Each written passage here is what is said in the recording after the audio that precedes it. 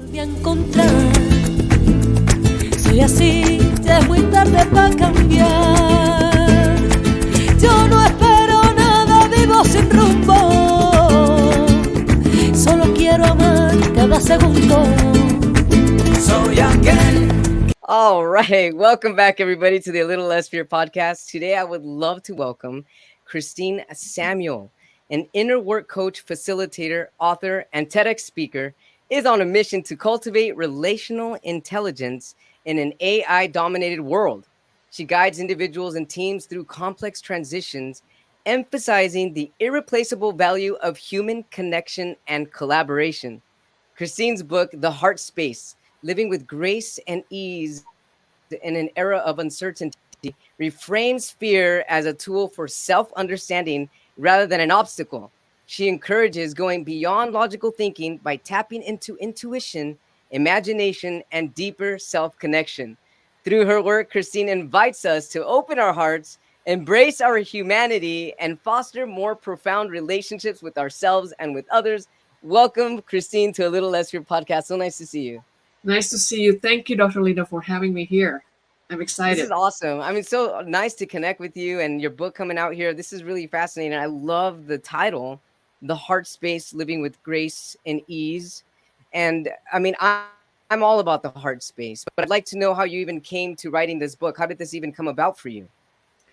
Yeah, so the reason why I write this book, because I went through transitions from 20 plus year career in technologies, mostly user experience design and strategy, into what is my calling, like what is my heart wants to do.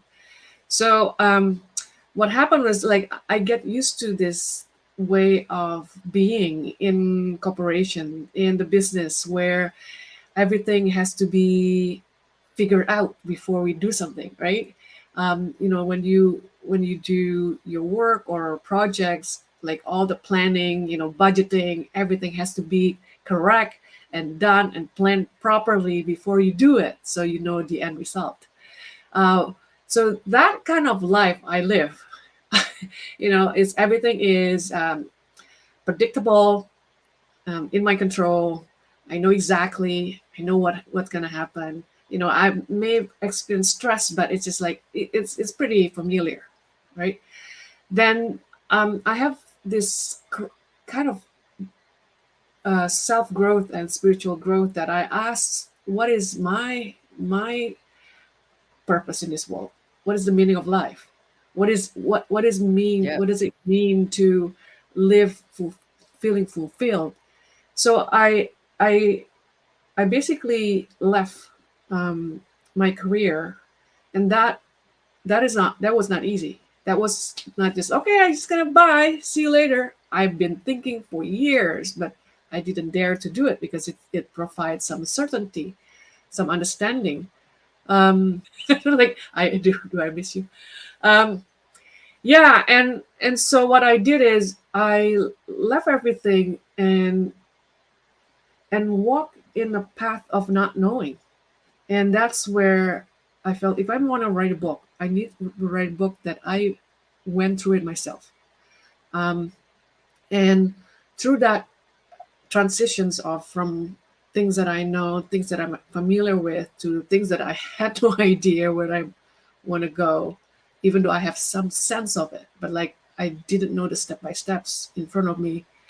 Then I realized the difference that in the way we operating as human, we have dual system, the head space and the heart space. So the head Yeah. space is that analytical, reductive, planning and comparing, measuring, so we can predict what ahead of us, right? We can Right. analyze, we can More like differentiate. logical mind. Yes, yes.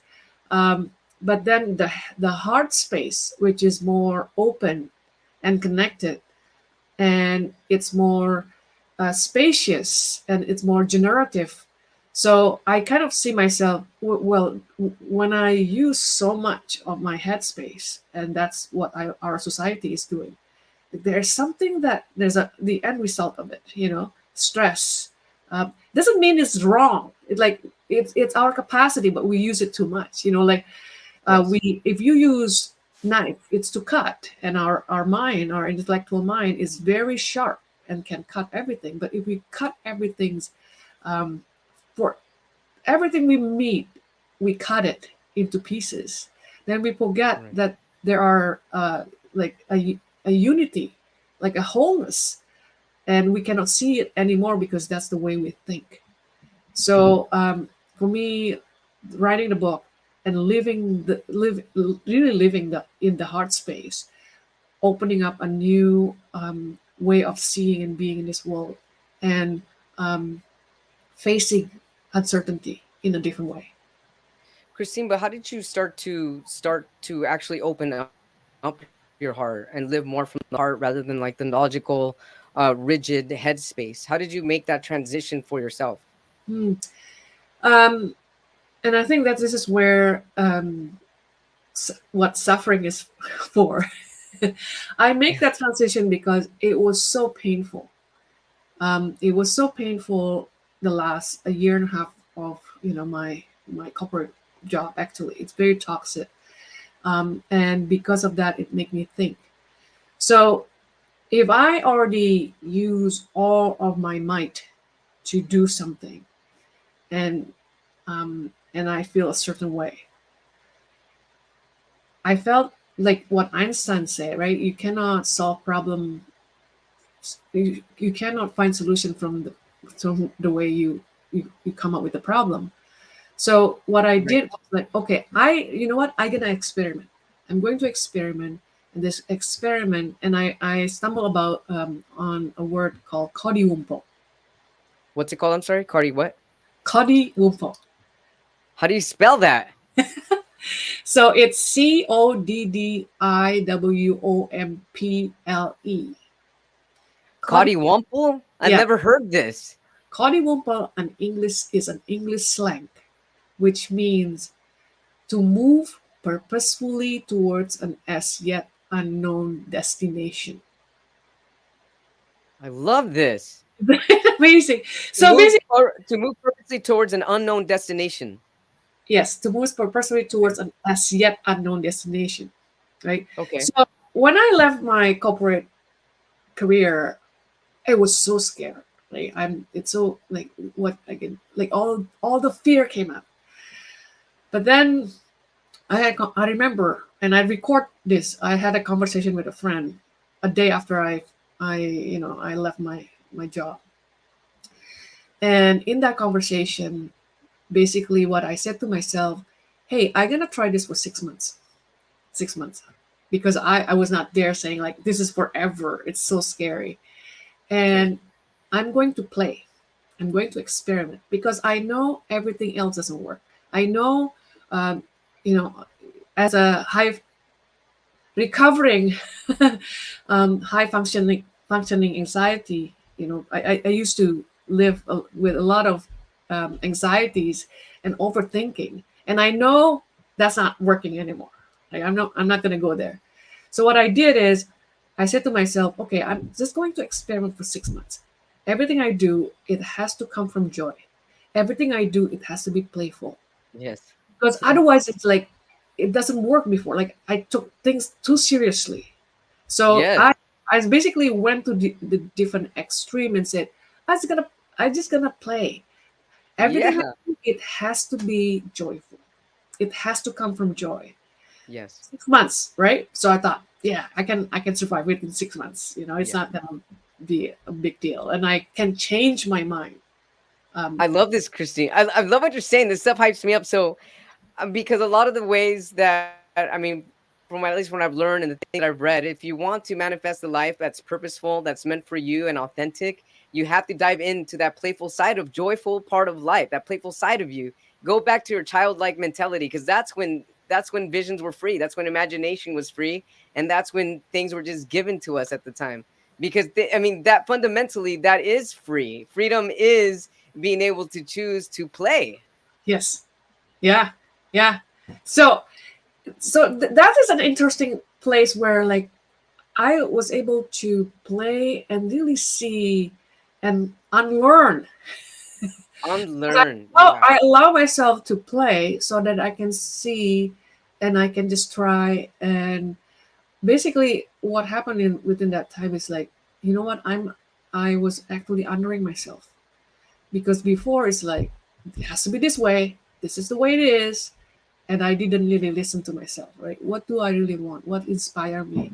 What is my deep desires? So that 6 months is a place for me to really honor myself, honor the inner genius in me, honor the playful side of me, Right. honor the freedom of movement, that I can be silly, I can be, I can make mistakes. And through that, I enjoy it so much, I keep going with it, right? Um, and so letting go that place of seriousness and being in my head and just play allow me to go further into my heart. And as I go further and allow myself, because when you play, you only can play when you feel safe. That's the thing. Then True. what I found is very important, with my work of the heart space. At the end of the day, this is what I found. We are so focused on doing, right? And Right. in this world, we become human doing rather than human being. So even now, I still find myself, I still caught myself doing that. The ideas of, what do I need to do? What is this plan? Like, what is the future? What is the to-do list that I need to be effective and with right? Hmm. But we forget what I found. My conclusion there is, our role is not doing. Our role is to create a container and safe space to feel safe enough to play. So can instead of like me, oh, I need to do this. Like when I wake up, I need to do this and that. You just like, okay, can I be that? Can I take the role of a space holder to create that safety, that a place where I don't criticize myself, where I can allow myself to be, to think, and not feel like, oh, that's wrong. That's, what is the right way? Because when I create that space, um, I tap into a different energy where the doing, we are human. We're still gonna do something, right? Right. We expressing ourselves, but that the doing come from the expression that is so connected with who we are deep down. So if we can just allow ourselves take a different role, instead of like, I need to be doing and watch what I'm doing and be productive, can I be that taking a role of someone who nurture this person, this creative being in Hmm. front of me, so that it can play, it can express itself, it can express its strength, it can express its light, because we don't allow that light to show up, because Right. we're so afraid to be seen, because we're so afraid to be feeling rejected, right? Those fears Right. really, really close us down. And if we can be a person who can, be in front of us ourselves and handle that fear for us, so that the child in us can play, right? Christine, Life, yes. I'm wondering though. I love all this because I feel this. I need to do the same thing for myself, and so in feeling this, it's pumping me up to be a little more playful, more creative. But I'm wondering, how did you allow yourself this time to let go of seriousness? How were you able to do this? What did you start to do that was more lighter for yourself and more playful? What were some of the what were some of the, I don't know, did you have a some type of new hobby, or did you start singing karaoke, or I mean, what did you do to tap into this uh creative safe space for yourself? Yeah, for me, I feel like the most important is self-awareness, right? Because I get, sometimes I get serious too. And then Sure. sometimes I get serious. And Yeah. therefore, that's why I'm talking about the heart space, because we have capacity to tap into, the evolving information, that data flowing, in our environment, in our mind. And this the way to do it is just by being open, being like, it's not Yeah. just like, let's not just analyze thing and thinking, oh, this is this, or putting labels, but can we sense, can we feel, right? Can we listen? Because for me, it's, I think what I learned the most, and also this is in my TED talk, is about listening, deep listening. So not just listening to people in front of us, but listening to myself, what I feel, my self talk. So I love this. when I felt like, oh, this is not right, it's when I get stressed, right? Because my body would Mhm. tell me. Oh Yeah, yeah, right. definitely. Yeah, we all have that clue, but we don't listen. So for me, Right. like, oh, this just doesn't feel good in here. I feel Right. stressed. What is it about it? Then I take a look at, oh wow, I'm very too serious, or I'm very critical of myself right now. Let me stay with that a little bit. Or I'm very sad, or I'm very frustrated. Doing Mhm. something different than what you do. Like, I'm very disappointed. Let me see what's going on there. And even that's why I said the heart space is a gentle, loving space where all our complexity and contradiction can be in the same space. That Yes. when we hold it a little bit longer, not reactive, because we don't allow the opposite. We allow all of it in one space and just be a little bit longer there. And new insights and idea can emerge that comes from a deeper place. And it's a different than our habitual thinking or reacting or judging. And Mhm. so for me, it's more like, oh, this is what I feel. Instead of judging myself, oh, I'm not doing this, or instead of going to the Yeah. stories of like so and so doing that, and life is so unfair, da da da da. It's like, hey, this is my experience. I own this experience. Can I look inside and make a choice? And I I make a love how you said that. This is my experience, and I own this experience. And in owning that experience, there is no fault or any blame at that moment. And yes, so rather than reacting, you're becoming more of the observer. yes, And in becoming the observer, that's part of deep listening, which is listening to yourself. And when you become more of a deep listener, listening to yourself, you become more self aware. yes. I love I love the way you put it. It's like, And go ahead. oh, no, go ahead. You are cut off a little bit, so if you want to, can you repeat that? I hope we can cut that part. But Oh, yeah, I can edit this. No problem. I can edit this. So within deep listening, you become a little bit more self-aware, and in becoming more self-aware, that's really where you're able to set yourself free. And that's where creativity comes, and that's where all the fun and enjoyment and the peace starts to come. But you have to allow even like the negative, what we have labeled negative, to go through you, observe it and see it, and maybe even question where it's coming from, but don't judge it. yes. So that's why I felt, if we go to the heart space, if we allow our contradictions to come, um, and to be with, even our own judgment, and not trying to push it away, right?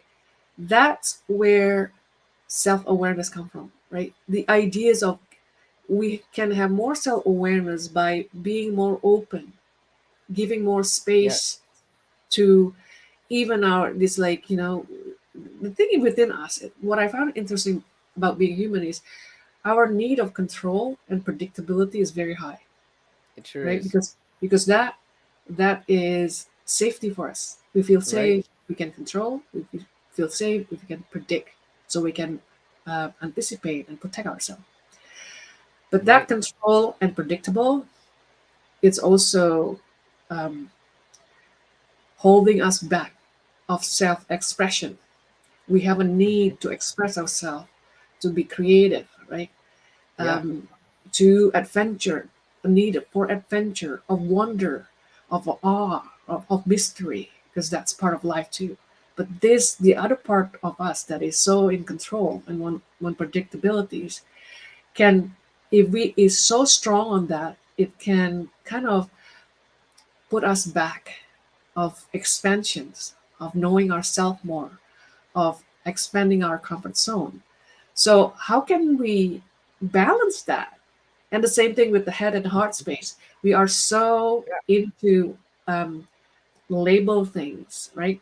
Uh, it's good in for measuring things.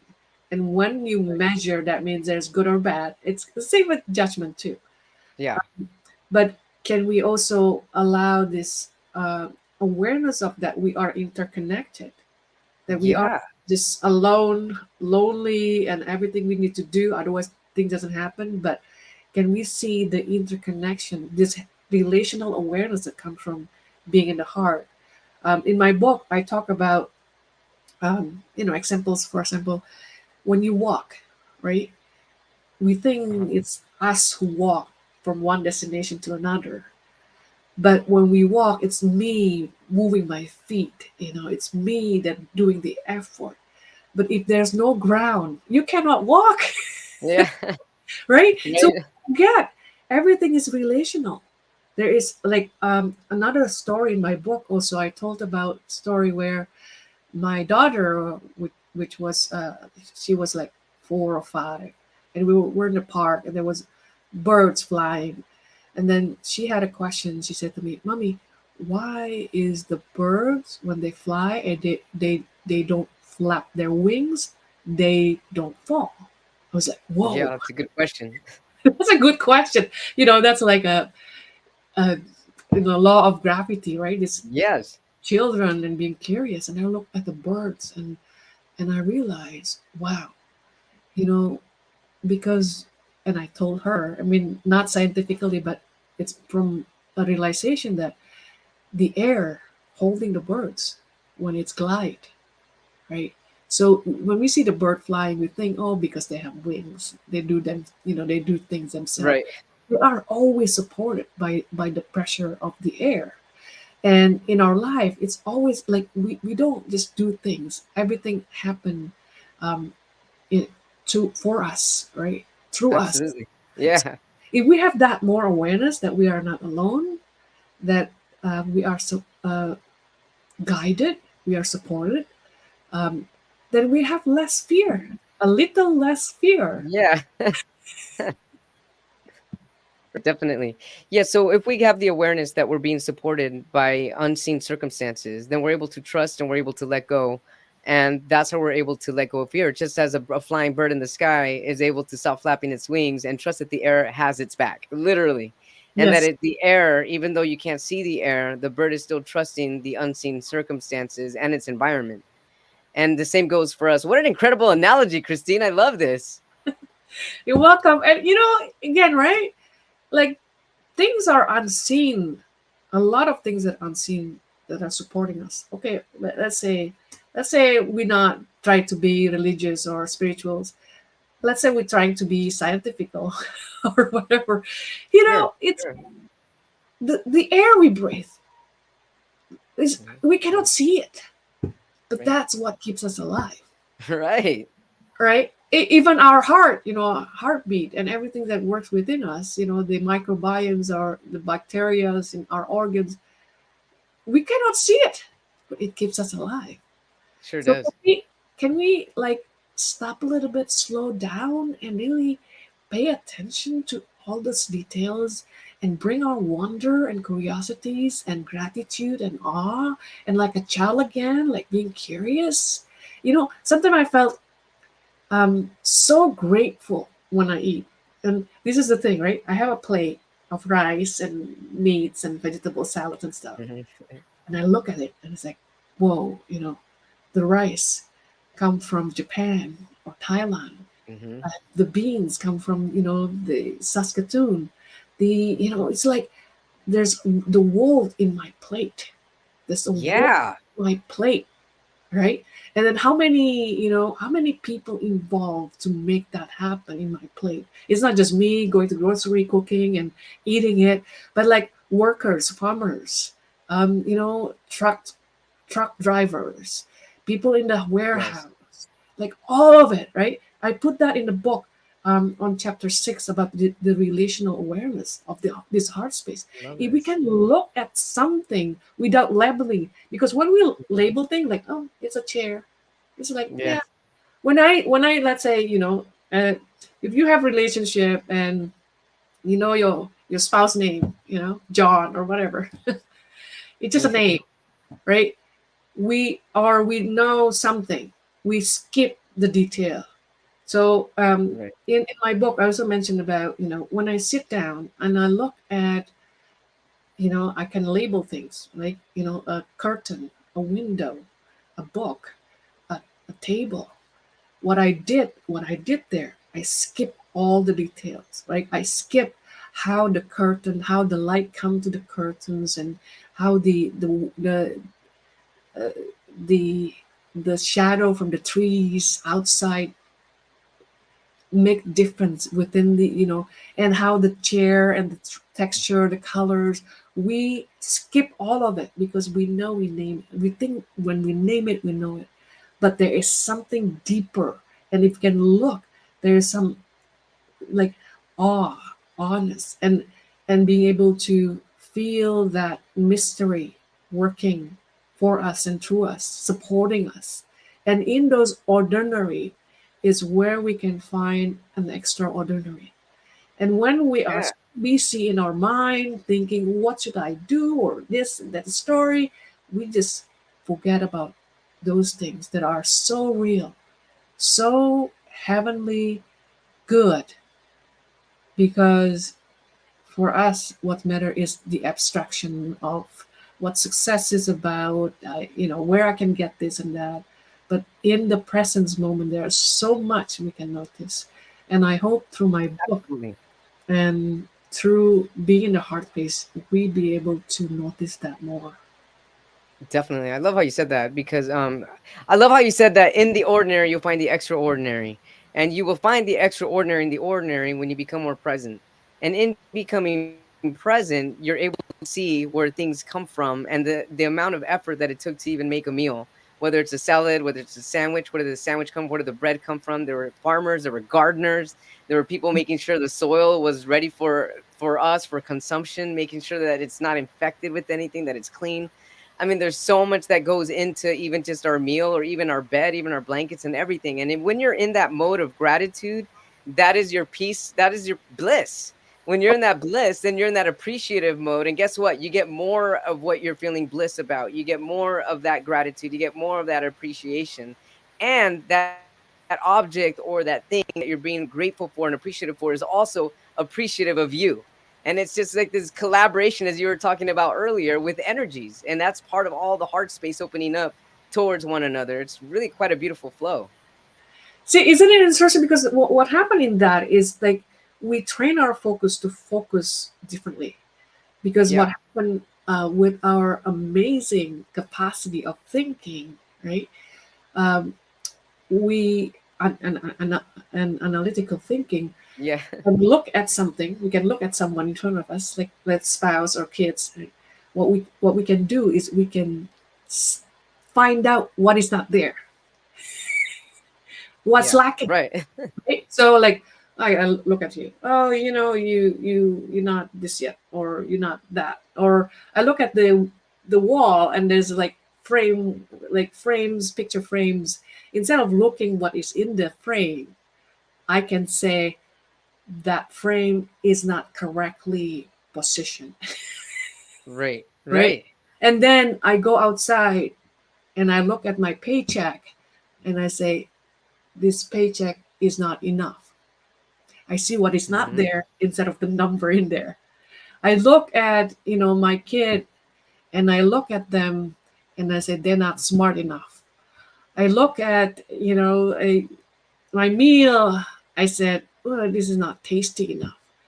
And without knowing it, what we become, we create this illusion of what's not here as what we live in. So we're Yeah. always looking what's not here instead of what's here. And that's why in Right. this world right now, we are Right. living with lack and scarcity, because Right. our focus, our analytical focus, and how we measure things is what's not here, right?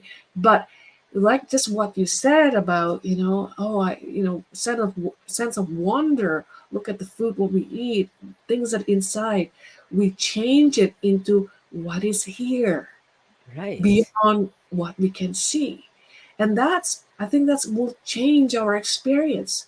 Like, let's say the problem, sometimes I felt the problem that we experience is Mm-hmm. not a problem if we see it differently. Mm-hmm. So instead of like we figure out a problem because our mind's seeing it in like something not here, and we try to find solutions. But just by shifting our frame of mind, the way we see it, the problem could be disappeared. And I think most of our problem will disappear or will become not a problem anymore just by Sure. shift our perspective. Yeah, well, definitely. Also, because if people are constantly looking at what's not there, that rather than what is, you're going to get more of what's not there. Because what you put your energy on is what you focus on, is what you're going to get more in return from or more of.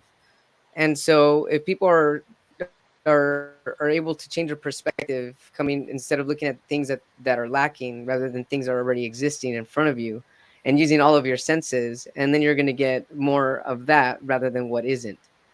And Yes, so I definitely agree. I mean, once people can start going more into that heart spaces you're talking about, it really makes you feel a lot lighter and more comfortable also and safer yes, wherever you're at. I mean, it's really a really beautiful domino effect how everything starts to unfold in front of you when you start to accept and see things for what is, being just as a human being, even things, letting things be in front of you and accept and seen for what it is and what it's made of and what it how it even came to be. And it's just being in that appreciative gratitude state is really quite amazing.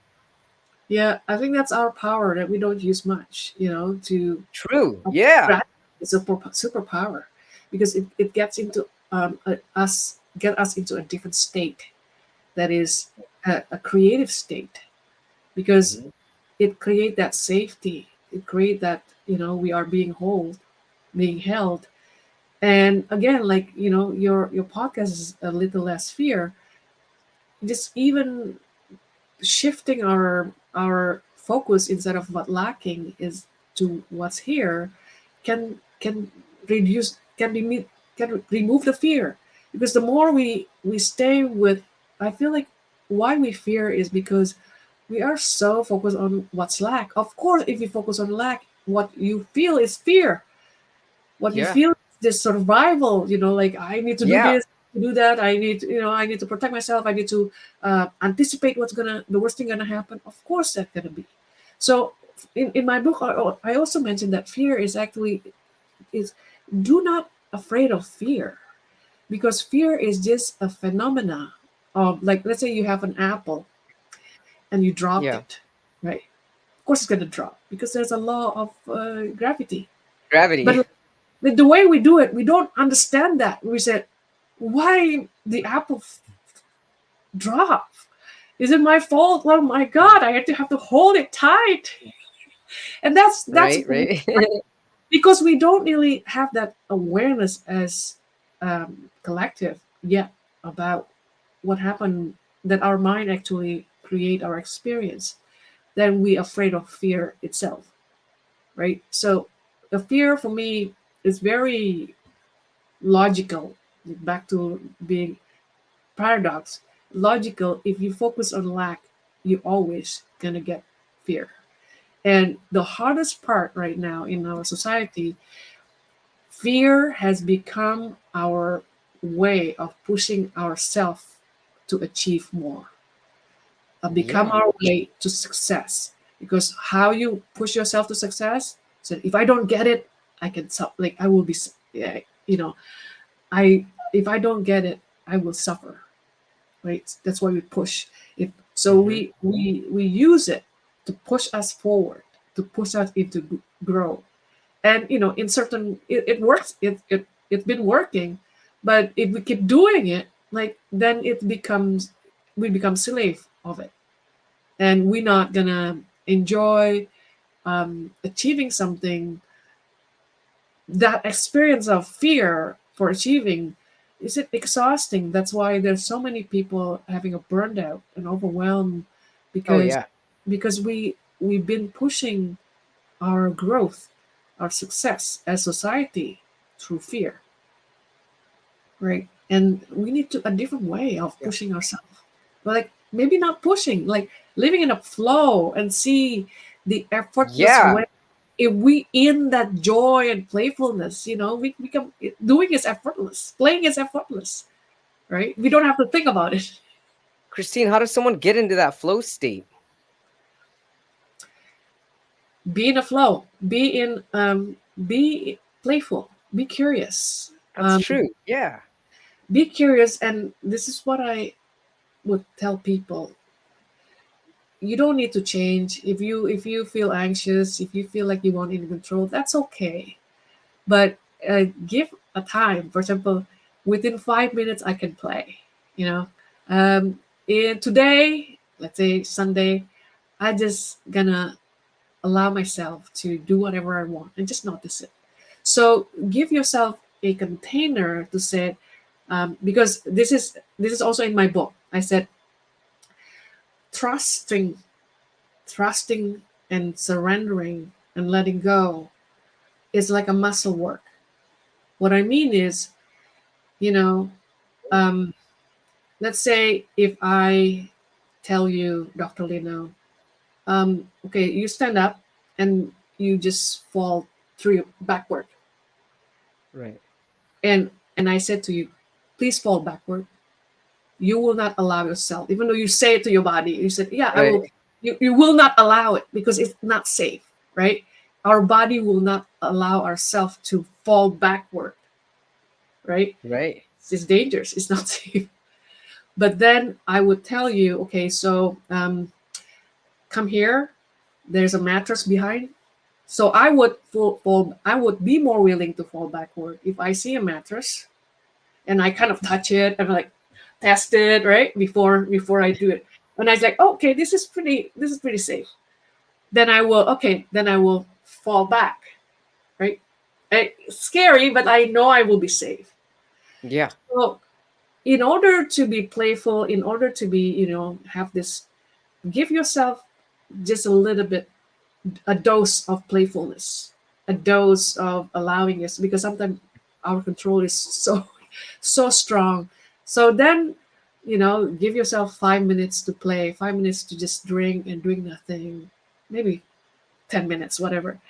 And when you start feeling, oh, this is feel good, because our body needs to register that's feel good, because we always Yeah. try to go into what feels good. So, oh, this is feel good. Oh, maybe I'll. So we be more willing to fall back, right? Like, Hmm. oh, this is fine, and I like it. Oh, maybe like so you become more, you dare more, right?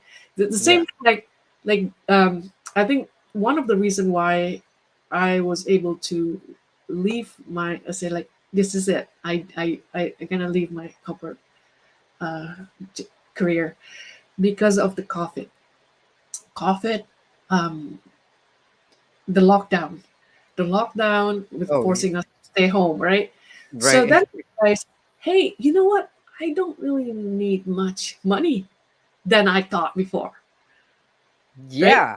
Basic, I make good money, and then It forced you to face your survival fears. yes, yes. So then I know, like Your I thought fear of survival. I need to get a certain amount of money because it's not enough. Even I make more, I still feel not enough because I need to go this and that restaurant. Like, oh, not going to restaurant was fine. Cooking Right. at home was fine. I didn't need that much. So that made me willing to take that decision more, because I see, oh yeah, yeah, I think this is possible because look at it. I only spend this much within COVID than before, right? So we need to give ourselves that space to play, not just openly like this is what I'm gonna do forever, because that's scary and we will not do it ourselves because it doesn't feel safe. And create that and be present and feel the good feeling that comes from it, then it's allow us to be more willing, or allow our nervous system, or this sensory system, to be in control, to give more space, allow us a little bit more, open up because it feels good. And that's why Exactly. when I start with that, okay, I'm gonna do it 6 months, because it's scary. Even a year is scary, but now it's been 3 years, right? So then, oh, this is good. Okay, like slowly, but surely. So it's practicing our muscles so we can contract more and more and more because we know we're capable to do that. So allow ourselves to be aware and see, this is what I'm doing. I'm doing this. This is fun. Okay, let's do more, right? And I think that is a gentle way of expanding our heart space. I love that. Exercising that muscle, because when you start to change the way that you were used to thinking before, it's like working out a brand new muscle and getting it strong. And once you get that muscle strong, it just becomes nature, a natural for you after that. It becomes a habit. It becomes a habit of being present. It becomes a habit of going straight to the heart space rather than the mental space. Yeah, it takes practice, and it takes also intentional effort to accept, love, and be kind to yourself. Yeah. Because I think I that's, love if you want to change the world, start with being kind, loving, and accept ourselves more, and listen more to ourselves. Because as we right. able to deal lovingly with our conflicts, inner conflicts, we have more understanding how to deal with conflicts with others and in our Oh yeah, society. absolutely. Right? And more easily then too, because you've already accepted yourself. Yes, yes. Imagine what the world be like in relationships and connection if we accept ourselves more. Just ourselves, not the others, right? Not about the Right. others, but about ourselves. I think there's less resistance, there's more flow, there's more connections, more warmth, there's more creativity and playfulness because we allow ourselves to not take ourselves seriously. Christine, I can't imagine like in the last 3 years that you've been exercising the heart space muscle and living now more in this rather than being in the rigid deductive reasoning dual system and just being more in the heart. I can imagine that your whole life has changed completely in the last 3 years. Yes, yes, definitely, definitely. And I felt more in touch with my inner child, with Christine, who loved to Oh, that's play and beautiful. to explore things. And I think that's a beautiful. I always felt, um, our journey. There's a hero journey by Joseph Campbell, who talk about the archetypes of stories of humanity, of our life journey. But for me, our journey is about, each of us is about a redemption of our wounded child. Yeah, definitely it is.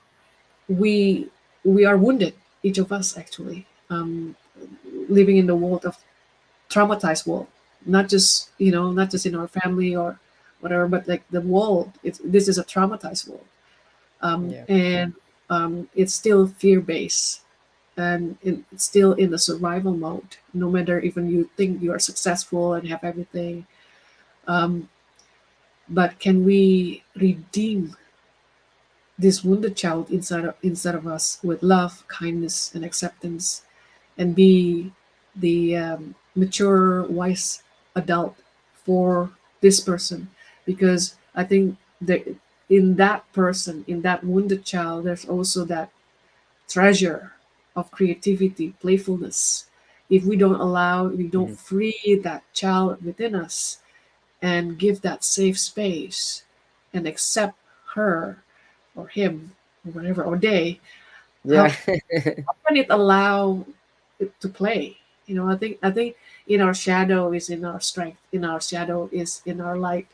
So we can kind of, instead of seeing the world as this or that, or see myself as good or bad, seeing myself as a spectrum of wholeness, that that okay that it's okay if once in a while I get mad and yell at my kids, or slack and not doing things, and then because I know the next day I'll be I will return to my normal self. So what would the world be like for us if we not afraid of our own experience, right? Because I Right. think I love it. Yeah. I think what we afraid most is our experience of discomfort, of pain, that actually Hmm. inflicted by ourselves, believe it or not. Right. Yeah. If if we Self-inflicted. yeah, if we can see that and be kind and curious, um, I think the world gonna be more bright and open, and we Absolutely. bigger playground to play. I mean, that's how we all come into peace and harmony, Yeah, really, when you can tap into that inner child. And because there are no mistakes when you're being that inner child. I mean, curiosity means exploration, and exploration means creativity. And there is no right or wrong creativity. How else are you going to create unless you figure out the differences between things, and allowing that natural flow to come in and out of your life, to weave in and out of your life. And when you become more flexible, you're flexible with others. And that is where harmony's at. yeah, yeah. I love this, Christine. Hey, Christine, this has been amazing. Where can our viewers, our watchers, and our listeners find your book, The Heart Space: Living with Grace and Ease? And how can they get a hold of you if they need to get a hold of you? Thank you, Dr. Lino, for giving a chance to share this. You can find me at christinesamuel.ca. That's my website. I gave a free download of a chapter of my book. Excellent. So you can go there and download a free chapter, or you can find the book on Amazon, um, whatever CA or whatever your country Amazon website, and just search for my name or the heart space or the book title. You will find it. The Heart Space, with Grace and Ease, with author Christine Samuel. This has been really, really beautiful, coming from a heart space, coming from the purest part of yourself, which is creativity, joy, bliss, your inner child, and allowing the flow of nature to connect you and others, and being present, being in the present moment, expressing that inner light, playing experiment, let go of being serious.